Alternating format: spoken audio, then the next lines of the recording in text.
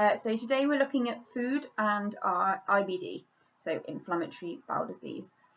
Food dominates life anyway, let alone when you've got inflammatory bowel disease. I found food can, when you're not feeling very well, can be awfully painful. You can lose your appetite. On the other hand, you can be on steroids and want to eat all the food you can find and overeat, along with steroids causing you to gain weight without even eating anything. I've also found food to be a trigger for eating disorders. So because of the extreme weight loss that I've had, which is about 3.5 stone in a couple of years, it's kind of triggered a very unhealthy relationship with food that I've had in the past when I was a teenager, overcome, and then the weight loss is kind of made me think, oh great, lost weight, I feel thin, this is lovely. So you can trigger that too. Something I'm working on myself. I'm going through that journey at the moment. I only weigh just over 7 stone at the moment, and the problem is if I get ill, I'm going to be really ill because I'm already, technically speaking, underweight. So that's the other thing. When you have a flare up, you find yourself not being able to eat without being in pain, and it just feels like food is not worth it. Then you lose energy, then you're not getting out and about, and it's just a whole vicious cycle of problems. So a few things I've done to help myself educate myself about food and learn about myself, because everyone is so different. Some people can eat pumpkin, Rivita, crazy stuff every day. Some people are on no fibre at all, or as little fibre as possible, eating white bread and chips, and I suppose that's potato, but eating things that are really processed and not many fruits and veg. So first thing I've got here is a book that my brother gave me for Christmas. It is an American book, I think, so occasionally you look at stuff in there and you're like, oh, I don't recognise this, but you can just Google it, find the UK equivalent, or if you're in America or any other country, find that equivalent too. This is a really great book because it doesn't just give you loads of recipes. It covers things like what is inflammatory bowel disease, kinds of inflammatory bowel disease, and then it also covers the parts of the body that can be affected. And then further into the book, so you've got the educational stuff at the beginning, it has recipes. So if we look at, I can't actually say that one, no, different one. If we look at Finnish apple pancakes, like so, you will see at the top left it shows that it's vegetarian, high calorie, high protein, and a source of soluble fibre. I'll get into that in a bit. So it has all the characteristics of the meal as well. There are low calorie, there are sources of sodium, so that's salt, they're lactose free, and it shows how to do it, what's in it, and it shows at the bottom your calories and fat, fibre, tips as well, and servings. So absolutely fantastic book. This is Crohn's and Colitis Diet Guide, 2nd edition. It's by Dr. A. Hilary Steinhardt and a load of other people, published by Robert Rose, apparently. There is also a Managing and Understanding IBD book by the same Dr. Hilary Steinhardt. So that's been really helpful. As well, I have found myself cutting down on certain items. So I'm going to start with the things that I've had to try and limit. So it's kind of funny because I paused the video to drink my coffee. We won't talk about that right now. So one of the things I found I've had to cut down on and reduce if possible, I don't manage it most of the time, is chocolate. Chocolate is high fat, and I believe that's why it causes really, really bad runny stools. It causes the squits, which means you've got to be watching out for full liquidy bag, and you've got to look out for dehydration. Chocolate is really hard to limit because it's everyone's go-to be fair. Most people love it, but it is a trigger, but it doesn't hurt. That's another kind of aspect of it though. The things that might cause you the squits might be the ones with the least fibre, which means when you're having a flare up, you might find you're more tolerable to them. So Number 2, coffee.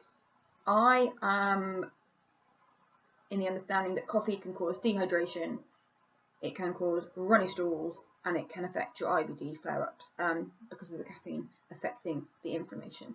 I have limited myself, therefore, to 2 a day. This is probably still too many, but I found it's, for me, a really good way to combat the fatigue that comes with Crohn's. So, vicious cycle, but caffeine, coffee is something to limit yourself on and consider every time you're having something with caffeine in, or having a coffee, or whatever it might be, Red Bull, and consider the effect it might be having on you.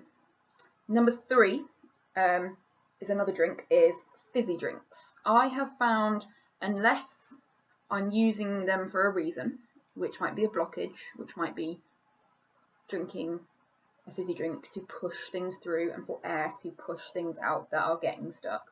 Fizzy drinks for me give me trap wind, bellyache, and blow up the bag, and not to mention burping here, there and everywhere, which everyone's got to watch out for when they're in public. So fizzy drinks I avoid. Pepsi Max is something I'm really trying to cut down on, because my other half drinks it every single day and I've kind of latched onto that, so I'm trying to limit it. On the other hand, it's good for blockages, so people advise fizzy drinks for blockages because the air can push the thing through that's got a little bit stuck, or maybe seriously stuck. So number 4 is insoluble fibre. So this is fibre that is hard to digest. There's soluble fibre and insoluble fibre. So soluble fibre is things like oats and, I believe, very soft carrots and a number of other things, whereas insoluble might be peas or sweet corn. So looking at your fruit and veg mainly, the insoluble fibre can be very harsh on the gut, and it can irritate the inflammation that's already there. So it's something to really watch out for. I've been on low fibre diets where I just avoid anything to do with fibre, and now I'm introducing more and more things into my diet. One thing I cannot tolerate is peas. Really, no, they hurt and pop out all over the place when they finally do come through. So I don't eat peas at all, really, unless they're like mashed up in someone else's meal that they've like kindly cooked for me and I feel too rude to say no. So with that as well, I found taking skins off things helps. So I take the skin off an apple and have just the yellow inside bit of an apple. When I was doing a low fibre diet properly, I took the skin off peppers, which meant sweating it off. So cooking them, sticking them in a plastic bag, sweating the skin off, and it just peels straight off. Jacket potato, so basically ditching the skin, the best bit, and having just the potato. I was ditching potato skins. They definitely come out the same way as they came in. So with these things, if you are going to have them, it's chew, and chew some more. Eat slowly, chew a lot, and if you're struggling, there are a few meds that are out there that we can take. Some of the ones I use for meal times, especially if I know I'm having a cheat meal where it's a trigger meal, so maybe a roast dinner, lots of veg in there, maybe a pudding that's got raisins in it. I use something called Windies, which the other name for it is Simeticone. This reduces wind, it makes it smaller. Don't know how, but it's brilliant. I got it on prescription, but I know it's very hard to get on prescription. I just begged the doctor and said, look, I am not working because I'm so poorly, so I can't afford this med. Can you please put it on my prescription? And he did. Other thing which I get on prescription is Buscopan. Buscopan is for stomach cramps, and it makes the muscles spasm less. So it is a muscle relaxant, I believe. That means your stomachs are spasming less when you've had the trigger food. Last but not least is your regular paracetamol, ibuprofen, cocodamol, which you can get low dose over the counter, and just general pain medications like that. They're an obvious one, but you don't really think about taking paracetamol just because you've had a bit to eat. But in the case of someone with IBD, it might be worth regularly taking it at the trigger meal. So number 5, probably the last thing I'll cover on the list, because I do not want to bore you to death, is seeds and nuts. These are not soluble. You eat them, they come out the same way. They're very, very hard, very scratchy, and they go through quite quickly, and in general don't seem to do much good. They give me stomachache because I think they're just that hard to digest. Mine don't digest at all. I've got no large intestine at all, a little bit less small intestine, and I don't digest nuts in any way, shape or form. Seeds, I had a piece of like wholemeal seeded bread the other day, just one piece. I found that very uncomfortable as well. The seeds came out whole. I hadn't been chewing well enough, I'd guess. So I try and stick with brown bread or white bread, not seeded bread. As well, there's seeds and nuts and things in things like granola bars. So I had granola flapjack the other day, which just came out quite quick, filled up the bag, and was a trigger for stomachache.